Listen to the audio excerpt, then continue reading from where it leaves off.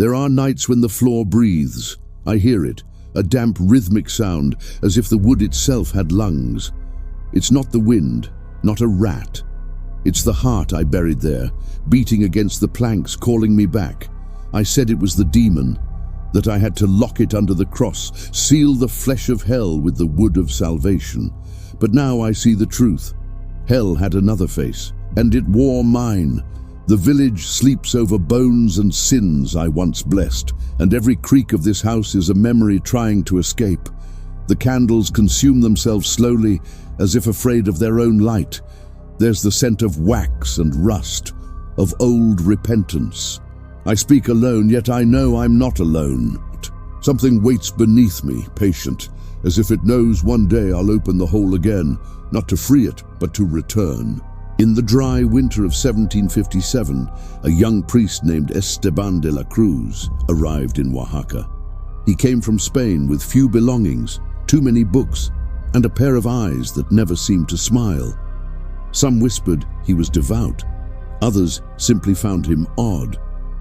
When he walked the streets, shutters would close and heads would lower. He rarely spoke, but he listened with an unsettling intensity. I first saw him at the All Souls Mass. His hand trembled as he held the crucifix, not from piety, but as if it carried an immense weight. He even made the sign of the cross incorrectly, yet no one dared to correct him. In the confessional, he would spend hours with a single penitent, sometimes emerging with tears streaming down his face. Though he was said to spend his nights in the monastery library, strange lights were seen glowing from within the chapel, accompanied by voices. One was his. The other was a chilling rasp, like dry leaves scraping against stone. One night the sexton found the chapel door sealed shut. By morning, the solid metal lock had melted. What was happening to Father Esteban? Esteban stopped holding public mass, said he was in spiritual retreat, but the chapel bell started ringing on its own, always at 3 a.m. 3 chimes, always 3, like a deal being made, or a warning. I found his journal hidden inside a hollow wall in the sacristy, wrapped in black cloth, stitched with copper thread. Inside, the days lost their dates. Instead, he recorded moon phases, strange scents, and whispers he couldn't trace. He wrote of an eyeless visitor that appeared during prayer, of a promise made in exchange for something unnamed, and of a cross that he buried himself, not in the cemetery, not beneath the altar, but under the chapel floorboards. It's not a symbol of faith, he wrote. It's a lock.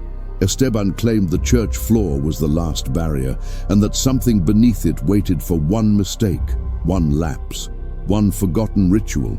He sealed the floor with salt, ash, and blood. Not sacrificial blood. His own. He'd cut his palm, let it drip, and pray silently. The cross wasn't just wood, it was a key, inverted, buried directly into the flesh of the earth. The priest began to wither. His face sunk into the bone, but his eyes burned with a feverish light. Like fire behind water, he'd stop in the middle of the street, raise his hands and whisper words no one recognized, dead tongues or never-born ones. He knelt before the church door, rain or sun, even when the floor scorched beneath him, even when no one dared enter. There was something in him that wasn't him anymore, a presence, an absence, an exchange. Some said he was possessed. Others whispered of a failed exorcism, but no one knew why he suddenly went barefoot, with red cloth wrapped around his feet. They said the floor burned his soles, even with shoes on, that the entire chapel had turned into an inverted altar. God was no longer celebrated there. It was hell being guarded, and hell had a name. But the name had been scratched from the journal's pages, as if the paper itself refused to remember. A peasant once saw him in the forest, digging, a dead animal on the ground, a cross placed above it. In his hands, a vial of thick, dark liquid. He repeated a phrase in ancient Latin, a phrase meant to summon. Next morning the earth steamed. The air reeked of sulfur and iron.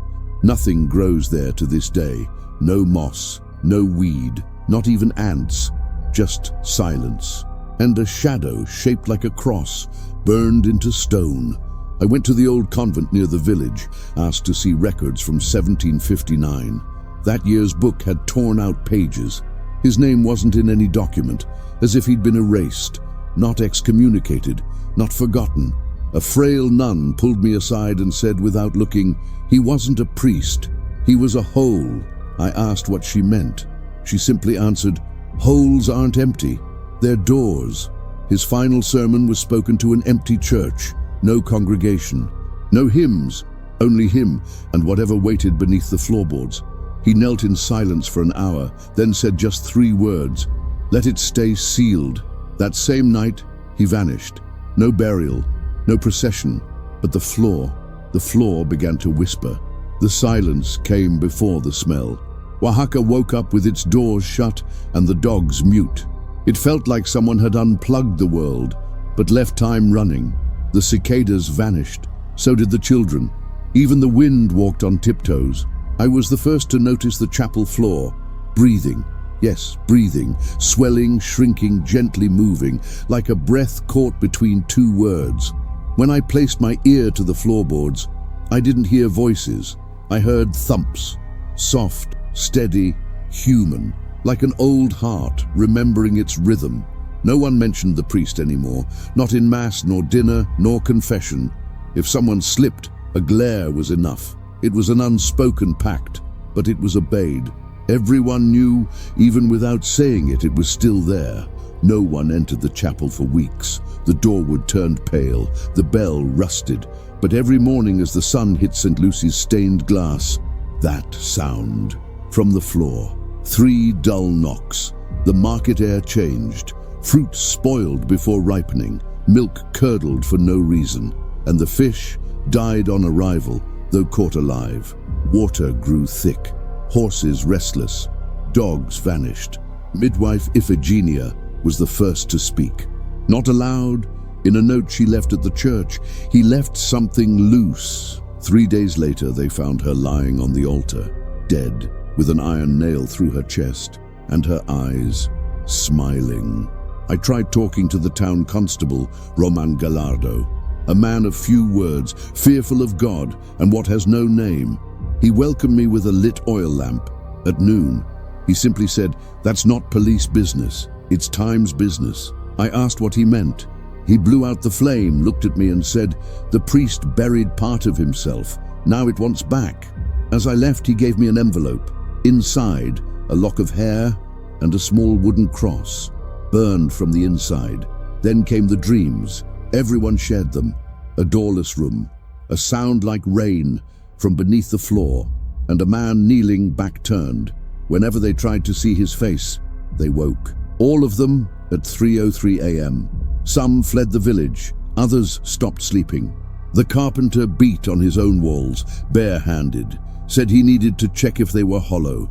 The cook's daughter pulled out all her teeth with pliers.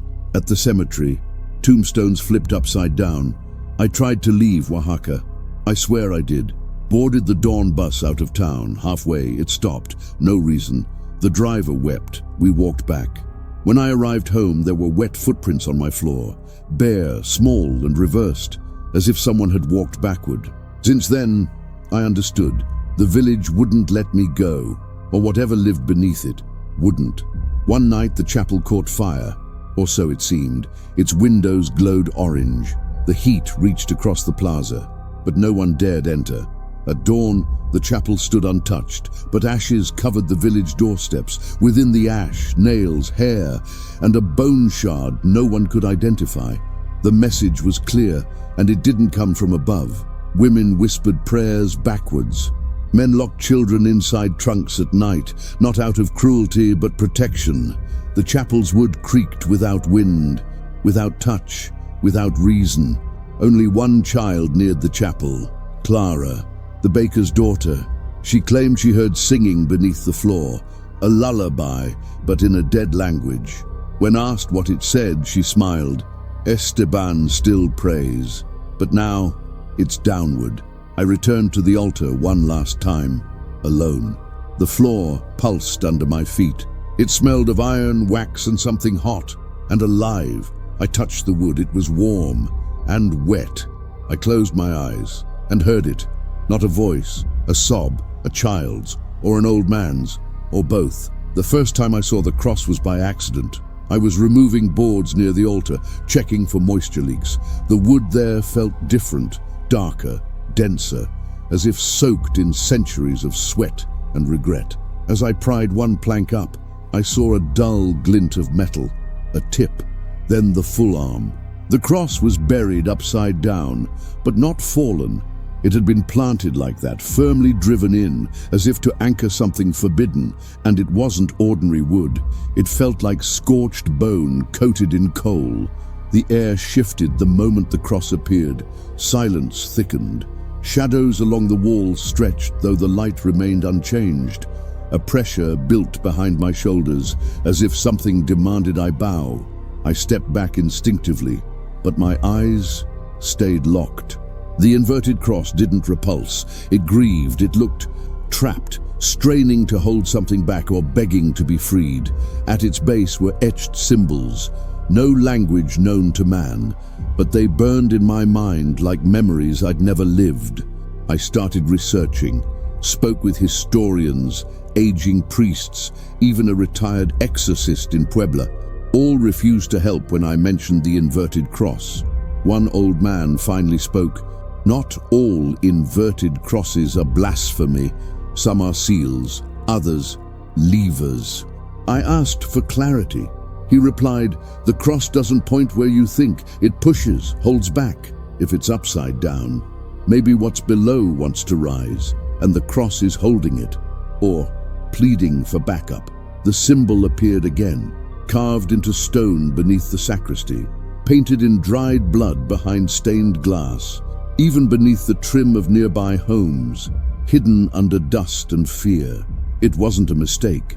It was repetition, insistence, as if the whole village was a cage. And the cross, the lock. But locks weaken, wood rots, and what's buried deep learns to push back. What terrifies me is that no one remembers what was sealed, or if it still is. I spoke with Clara again. She still visited the chapel despite everything. Told me she dreamed of the cross floating in a dark room, surrounded by closed eyes. "It cries," she said. "Who?" I asked. She answered, "The cross." In her innocence, she drew it for me, and when I saw it, I realized it wasn't a typical cross. The ends curled like hooks, and at the center, not a nail, but an open eye, watching whoever dared look back. The altar floor groaned again, but not randomly. It had rhythm, a beat, like something knocking from underneath, or someone answering. Alone one night, I tapped back. 2 quick knocks, then a heavier one followed, always the same pattern, until one evening I slapped the wood chasing a rat, and the floor answered. Villagers began burning salt at their doors, sprinkling holy water on children. Nothing helped. The floor felt thinner, the earth beneath us hollow, and each step a gamble. Then the cross disappeared, gone. One day embedded beneath the floor, the next just a hole, and from it the sound of cracking wood. No trace left except the smell of burnt flesh and dew. I revisited the priest's diary, flipped through until a page stuck together, gently separated it. In shaky handwriting, it read, "It turned. The cross, it turned." Nothing else, but it haunted me. What if it hadn't been removed, but turned from inside? If the symbol wasn't protection, but surrender?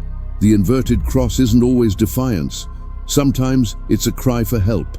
I started hearing snaps in my house, not wood drying, but wood being pushed, as if the floor weren't a foundation, but a lid, and the symbol, the final breath. I dreamed it rotated on its own, spinning slowly to point at me. I'd wake drenched in sweat. And the cross was drawn on my wall, always in charcoal, always fresh, as if just made by someone or something that surfaced. It happened on the eve of the eclipse. The moon waned, the sky hung low, the air held its breath. Father Esteban locked himself in the chapel by 6 o'clock. He brought only 3 items: an iron chalice, a book with no title, and a small heart wrapped in red cloth. Yes, a heart. Too small for an adult, too large for a bird. The ritual began before nightfall. The stained glass trembled without wind, and the floor began to bleed. Not much, just drops between boards, but it was fresh blood, and no one else was inside, except him. The sacristan's account is the clearest. He didn't go in, he wouldn't dare, but he stayed outside, listening, and he heard Latin prayers chanted without pause, then silence, then screams, but not human screams, voices trying to sound human, like echoes learning to wear skin. The sacristan dropped to his knees, weeping by the locked door. When he tried to enter, the handle burned, and the floor pulsed. Esteban's journal describes the ritual in broken phrases. He didn't seem to know what he was doing, or pretended not to. Today, I become the sacrifice. If she opens her eyes, I cannot stop. Each heartbeat is a step. I'm not banishing, I'm returning. These lines haunt me, because somewhere in them he understands. He wasn't battling hell. He was opening a passage, but to where or to whom? Maybe something that wore masks, even his. The chapel's oldest candle melted in a single minute. Its flame rose like a tongue. Windows blackened, as if the night was trying to enter or escape. Then, the scream. Only one, feminine, high, split in two. They say it echoed through the village, though no one knew its source. And every mirror cracked. At once, Esteban opened the door shortly after, but he was no longer him. His eyes glazed over. His steps, newborn light, his hands, coated in something not quite blood, thick, alive. No one spoke. He knelt by the altar and whispered to the floor.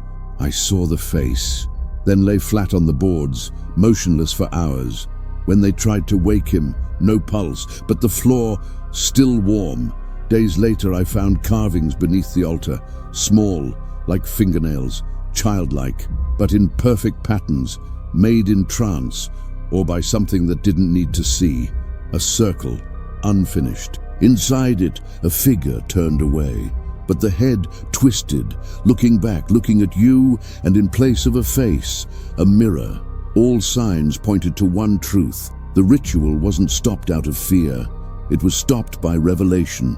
Esteban believed he faced a demon, but what he saw was older, nameless. Something that wears fear like skin. Maybe it was reflection. Maybe it was what's left when we forget who we are, or what we never were, but wished too much to become. The demon wasn't an entity.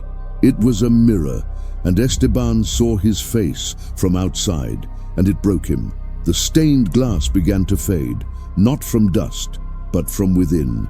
Saints' faces blurred, replaced by shadows, eyeless, mouthless. An artist came to restore them, spent 2 nights inside. On the 3rd, he vanished, left only brushes and a note. I can't paint what looks back from inside. The windows still fade. In the sacristy, I found the book he used. Its pages pulsed to the touch. No words, just stains. Shifting into faces or eyes or hearts, but one detail froze me. The final page, missing, in its place sewn into the spine's skin. Yes, skin, fine hair, and a cross burned upside down. Esteban didn't fail the ritual. He completed it. But by the end he knew. He hadn't sealed anything. He opened it, but nothing emerged. It didn't need to, because what was released was already inside. He tried to stop it, tried to rebind, but there was no seal. The cross was a warning, the heart, the key, and the ritual, a memory of what we become when we forget what we fear. I always thought the heart beneath the floor was just a metaphor, a poetic expression, something that meant regret, pain, guilt. But that moonless night, I discovered it wasn't, because I felt it.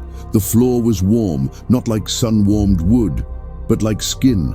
There was a pulse, faint, but steady. I placed my hand, and I swear, on all that's holy or cursed, something beat back, like a silent jolt, like a heart trying to forget it's alive. Days later, I returned with tools. I knew exactly where to dig, where the wood darkened, where the floor creaked without weight, where silence breathed. I removed the planks gently. Beneath them, packed earth, moist, rich, with something else, a metallic sweetness in the air, the smell of dried blood, burnt wax, or desecrated sanctuary. I dug with my hands, not from bravery, instinct, as if my fingers already knew the path, and it didn't take long. Wrapped in red cloth, I found it, old velvet, wet. The fabric pulsed, not forcefully, rhythmically, like it waited to be held. I unwrapped it carefully, and there it was, a heart, whole, not animal, human, too human, with dried veins but intact, still warm, still red. It was small, childlike, but it bore a burn in the shape of a cross, branded at its center, a seal, a warning, or a plea for help. Right then, I heard it. Footsteps, upstairs, but the chapel had no second floor. Still they moved, heavy, slow, decisive, until they stopped, directly above me, then silence, endless seconds, until the heart stopped, just stopped, and the earth exhaled warm vapor, wax and saliva. I ran, but I took the heart, not bravely, instinctively. I rewrapped it, boxed it in dark wood, buried it in my yard. The next day the box had moved, just slightly, but the dirt was unsettled, as if something had left, or tried to. That night I dreamed of eyes inside the box.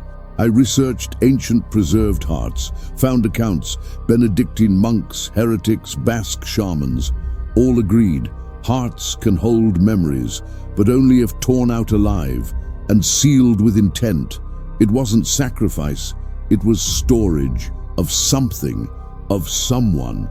In Esteban's case, it seemed to be himself. What was left, what remained. One thought haunted me. What if the heart wasn't buried to protect the village, but to protect Esteban from himself? A final act of containment, as if to say, don't let me come back whole. And the ritual, maybe it wasn't a failure, maybe it was interrupted for a reason. So this fragment, this lump of memory and flesh, would never reunite with the rest. But now it was in my hands, and it pulsed whenever I cried. I began hearing voices from the box, whispers in tongues I don't know but understand. It asked for forgiveness, then for passage, not to leave, but to return, to its body, to the floor, to the altar, or to me. I didn't know if it was the priest's heart or mine, because sometimes it beat in sync with my chest. I returned to the church to put it back. I thought it would end things, buried it again in the same spot, wept, prayed. But as I laid the final plank, the floor smiled. Not audibly, I felt it, the wood relaxed, as if something missing had returned, and the burned cross reappeared on the altar, as if it never left, or as if it whispered, now it's whole. Time passed, but the wood did not forget. It creaks when no one walks, whispers when no one speaks, and breathes when everyone sleeps. It's not imagination. It's memory, carved deep into its grain, as if each plank was a witness or an accomplice. The sounds don't come from below, they come from within, not from a basement, from the wood itself. Damp snaps, short groans, moldy whispers. It's like the floor is chewing on words it refuses to spit, or repeating phrases that should have stayed buried. The most common sound is that of a chair sliding, but there is no chair, no table, no furniture in decades, just the altar, the candles, and the void. Still, most nights, someone hears it, as if someone stands up and walks away. Then there's the crackle of non-existent candles, the rustle of unseen pages, the sweep of a priest's robe against the wind, and sometimes the soft plop of something wet hitting the floor, thick, warm, living. The gaps between floorboards began to shift. First they were just lines. Now they looked like half-closed eyes, shut during the day, but at night they open, not with eyelids, with intent. Sometimes I swear I see movement within, as if something breathes beneath it or waits. I thought about sealing it with cement, but I'm afraid. afraid I'll smother the only thing keeping the rest of the evil in, and that breathes through the wood. The smells return too, not always. They come like memories, sharp, sudden, intimate, burnt wax, wet hair, hot iron, stale incense. But one scent paralyzes me. It rises from the chapel's left corner, and it smells like arms. Yes, arms, warm, protective, but wrong. As if love had rotted, as if affection had soured in flesh and lingered. The dreams are more frequent now. Same pattern. I lie on the altar. The chapel ceiling dissolves into mist. The moon hangs low, red like stretched skin. Faceless children pray in backward Latin. And someone whispers, "Don't wake yet." One beat remains. I wake in sweat, chest aching, with the taste of wood in my mouth, as if I'd bitten the floor, or as if the floor had bitten back. Others report the same, without ever comparing notes. A fisherman hears 3 knocks beneath his bed. The schoolteacher finds an inverted cross etched in soap. The young midwife no longer speaks. Since the night she slept with her foot pointed at the church. Now she only writes one word, always the same, inside, and draws a heart with roots, not in soil, in wood. A boy named Santiago came to me, said the chapel floor was calling him, that he heard fingers tapping, asking to be let out. I took him there, against my better judgment. He stood still, eyes closed, for 10 minutes, then said, "It's not trapped, it's hiding." I asked what. He said, "You," and smiled, all teeth, but his eyes were wet from the inside. I set up an old recorder to capture the sounds, to prove they were real. First night, nothing. 4th, a whisper. 6th, a knock. 7th, my name, not spoken. Sighed, like someone tasting their own fear. Then a phrase I can't forget. "Now that you've buried, you may bloom." The voice was mine, but older, sadder, hollow. The chapel wood began to split, but from within, no termites, no moisture, as if something were growing, as if old faith couldn't bear the weight it carried. I sat by the altar one last time, listened and listened and listened, until I wasn't hearing with ears anymore, but with my whole body. It was the sound of a heart, remembering itself. Now I understand. The wood is a living memory. It remembers who loved wrong, who prayed from fear, who buried parts of themselves beneath the feet of others. Each creak is a confession, each scent a memory, each whisper a regret echoing, and it still tells the story, because someone still listens, and maybe that someone is you. Faith didn't vanish from the village. It rotted, like fruit forgotten on an altar, still beautiful outside, crawling with decay within. Candles were still lit, bells still rang, but no one remembered who they prayed to, or why. It felt like God had turned his back, or perhaps had been pushed out, and the emptiness left behind. It was filled by broken promises, by the sound of crying wood, and by a silence that demanded worship. Doña Felicia, the village elder, prayed nightly with her grandchildren. After the floor began knocking, she flipped her crucifix upside down.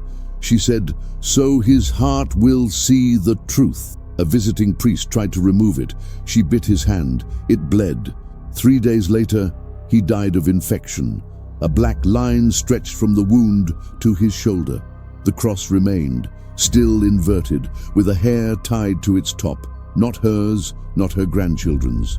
New prayers began, words not found in books, passed ear to ear, whispered, chanted in rhythms of sorrow, or childbirth, or fever. Some said they were pre-Christian invocations, others inventions of the church to keep fear alive.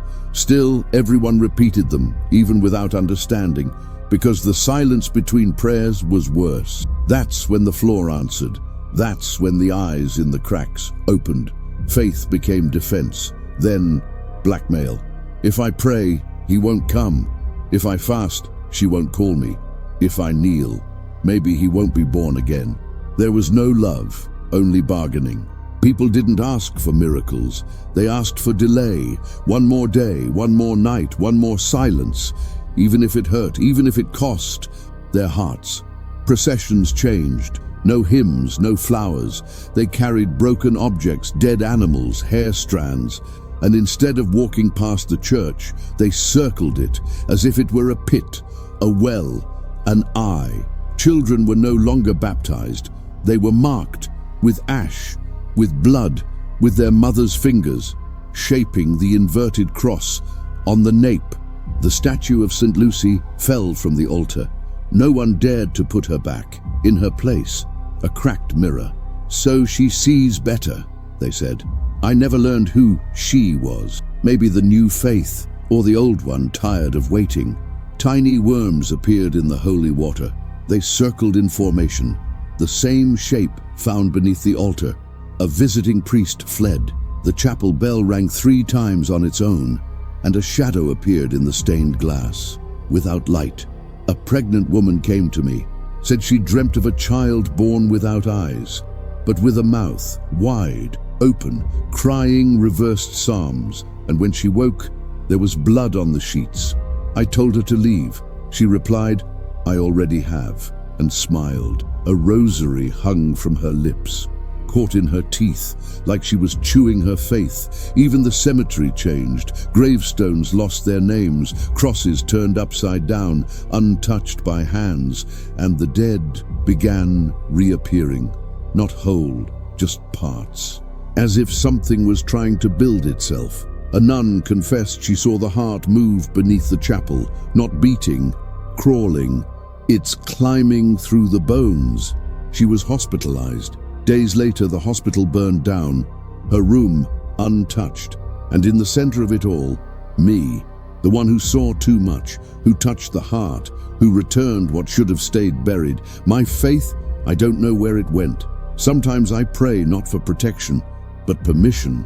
Sometimes I feel watched, and other times I'm sure, because the faith that remains here doesn't look up, it looks in, where something still beats that should have stayed asleep. It was in the dead archives of San Miguel Arcangel Convent, behind a false wall in the main cloister. The oldest nuns didn't know it was there, or pretended not to. Inside, a rusted iron box, wax seal broken, a stack of letters, yellowed, folded precisely, still smelling faintly of incense. The first one began with a tired but terrifying phrase. He lied to all of us. The handwriting was steady, masculine, signed only with an R, Roman maybe, or Raphael, but the content revealed Esteban de la Cruz wasn't the first, and perhaps not the last. He was part of a lineage, a cycle. The letters described an ancient ritual, pre-colonial, not a cult, a prison, something alive, sealed beneath a lost indigenous village. And for some reason, it could not be destroyed. The solution: build a church on top, but not just any church. It had to become part of the seal, built with precise dimensions, with wood harvested during an eclipse, consecrated with words not found in the Bible, and watched over by a keeper, someone who knew how to pray and forget. The keeper always fell. First came the dreams, then the whispers, then heat in the hands. Finally, temptation, not carnal, spiritual, because the sealed thing didn't ask to be freed. It asked to be understood. It played victim. It pretended to be holy, whispered, "You're the only one who understands me." And the keeper always listened. Too much. One letter described a keeper who tried sealing the entity with his own body, buried his heart under the altar, marked the cross with blood and prayed for 3 days. By the end, he lost his voice and the skin from his hands, but the church stopped whispering for a time. The author concluded, "The wood remembers, the blood burns, but the seal holds until someone tries to understand what lies beneath pain." That phrase won't leave me, because that's what Esteban did. He tried to understand, he tried to feel, and that was his undoing. A letter by a nun named Inez had a different tone, more personal. She was in love with a keeper, said touching him felt like touching absence, that he cried with the floor, spoke to the cross, wrote letters he never sent. She ended with, "He died with his eyes open, but looking inward. I think he saw something no one should ever see." Attached was a handwritten note, likely his. "It's not the demon, It's the reflection of who we are when there is no more God, no date. But the page was smudged, possibly with tears. The newest letters dated to 1745, 14 years before Esteban arrived, and their tone changed. Desperate, scattered phrases, scribbled margins, one final signature, Esteban de la Cruz. Yes, he was writing before he was sent. He already knew the place, or rather, already heard it. One line read, "The voice comes from afar, but speaks from within." He wasn't chosen randomly. He was in tune. There were hand-drawn blueprints, floor plans of the church, with features that don't exist today. A level beneath the altar, a sealed staircase, a round space labeled Umbracor, shadow of the heart. None of this is visible now, but the foundation vibrates, as if something below still moves or remembers. Maybe that lower level was buried, maybe hidden, maybe it never existed. The last letter was the most disturbing. No sender, no recipient, folded with care, pinned beneath an iron crucifix. It read, "He returned as confession," nothing more. Confession, not as guilt, as return, as voice, as heartbeat. Since reading it, I hear myself whisper in the church, but from a different part of my mouth, as if something else is speaking through me. Now I understand. Nothing we live in Oaxaca is new. It repeats, because it's meant to. Each keeper leaves traces. Each buried cross is a mark on the map of horror. The letters don't tell the whole truth. They hide what cannot be spoken, and what cannot be spoken is what matters most. I should burn them all, or finish what Esteban began. But when I think of that, the floor knocks once, a warning. It's no longer yours, and maybe it never was. It was during the dry summer of 2003 that everything resurfaced, literally. A team of archaeologists from the capital university arrived to study Oaxaca's colonial foundations. The project was funded by a European NGO seeking to preserve the spiritual heritage of Latin America. They requested access to the old chapel, one of the region's most mysterious. Locals were uneasy. Some resisted quietly, but no one dared say no. The team brought drones, scanning lasers and controlled excavation tools, state-of-the-art equipment for digging in the wrong place. Their mistake wasn't what they searched for, but what they didn't ask not to touch. They started beneath the altar. When they found the first crack in the stone, they dug deeper. They expected tombs. They found breath. The hidden chamber lay beneath lime, wood, and petrified salt. One student claimed that as the space opened, warm air wrapped around his legs. Not normal warmth, heavy warmth, with presence. He vomited before lighting his lantern. Inside, walls scratched with markings. Not painted, clawed. And at the center, something wrapped in black cloth resting on packed soil. They didn't open it at first. They photographed, took notes, laughed nervously, as if silence was just the acoustics of a cave. It wasn't. That first night, they all slept in the adjacent convent, or tried, because at exactly 3 a.m. they heard it, a heartbeat. Not inside their chests, but in the walls, in the floors, in their bones. They recorded it, analyzed the frequency. It matched a 16th century ritual drum pattern, but reversed. Not a summoning beat, a sealing beat, a warning, this still beats. On the second day, they opened the cloth. Cameras on, masks in place, everything documented. Inside, a figure, small, twisted, vaguely human, burn marks, sutures on the limbs, a cross embedded in its chest. But when the cross was removed, the figure dissolved, not into dust, into liquid. They stepped back in horror, yet refused to leave without answers. One doctor whispered, "This is a ritual parody, an anti-sacrament." Others wept, without knowing why. That night, the chapel grew damp, as if it wept with them. Then came the hallucinations, or so they were called. The lead archaeologist woke screaming.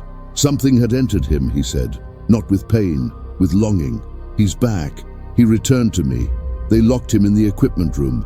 By morning he was curled on the floor, a symbol burned into his back, a cross, inverted, not drawn, carved. From the inside out, one by one, the team broke down. Visions, fevers, dead languages on their tongues, and above all, insomnia. The floor calls, they said. The wood knocks like a door from the other side. Recordings glitched, photos blurred near the altar. Drones crashed, not from power failure, from refusal. The space won't be seen from above. That's how they explained it. The NGO shut it down in week 3, cited local interference and unstable structures.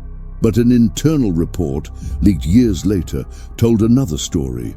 Unidentified object, non-natural pulsing, anomalous collective behavior, autonomous symbolic presence. The final paragraph, handwritten, read, "This is not a sight, it's a body, and we opened a wound." That line won't let me rest, because the church was a body, with skin, bones and a heart still beating below.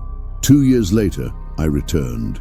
The site was sealed under concrete, but the chapel stood intact, empty, functionless, erased from the maps. I stood at the door for hours until I felt that same heat climb my legs and heard, not a heartbeat, not a whisper, but my own voice, and from within the wood, saying, "Now you know."